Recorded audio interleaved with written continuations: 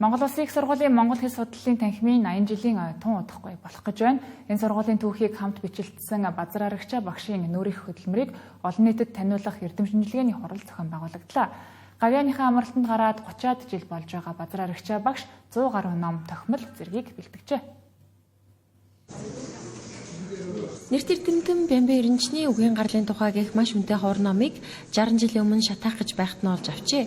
Энэ үнэтэй ховор номноос улбаалan монгол хэлний ном бүтээл, туйрвах, хэл зүй, үгийн гарлын талаар тайлбарлах санаа төрсэн тухайгаа хуваалцсан юм. Зохиол гэдэг чинь бол монгол хүмүүний ард нүүдэлчин ард түмний амьдрал тэр жигтэй байж байгаа. Тэрийгээ сайн үзэх. Ялангуяа аман зохиол бол маш сайхан юм. Бид өөрсдөө мэдэн шүү. Зөвсөө бол хичнээн оновчтой олж хэлсэн байдаг. Ганцхан манай төшөлдөө үндэстэн болгон тэр байдаг. Тэрийг бол бус үндэстэн бол маш сайн үзэж тэрийг хадгалж үздэг. Тийм учраас бол юуны өмнө сайн хэлээ эрхэмлийг гэвэл сайхан орчуулсан мөн хэлээр орчуулсан зохиол. Та уран зохиол сайхан унших хэрэгтэй. Уран зохиол гэдэг бол бүх иргэдийг уншиж ахсан.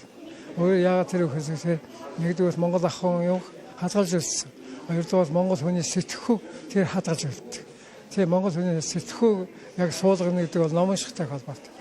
Тийм учраас одоо бол хөөхт залуучуудыг буруу татах одоо янз бүрийн мэдээллийн суугаад маш олон болчихсон. Тэрлээ татагдаж орохгүй тулд багаас нь Монгол хэлийг сайн хэлж.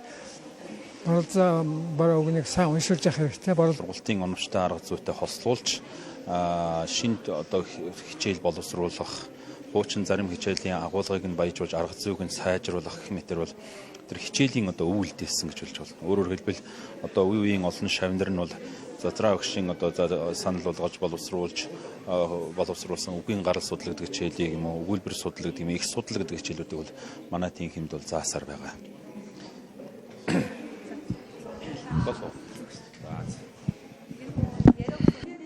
Профессор Базар Аригчаа багшийн хувьд ерөнхий боловсролын сургуулийн 6-аас 11 дугаар ангийн монгол хэлний ном бүтээлийг зохиоход гар бие оролцжээ. Мөн сургуулийн цөм хөтөлбөр зэргийг тэрээр боловсруулсан гээд түүний хийж бүтээсэн ажлыг дурдвал дуусчихгүй маа.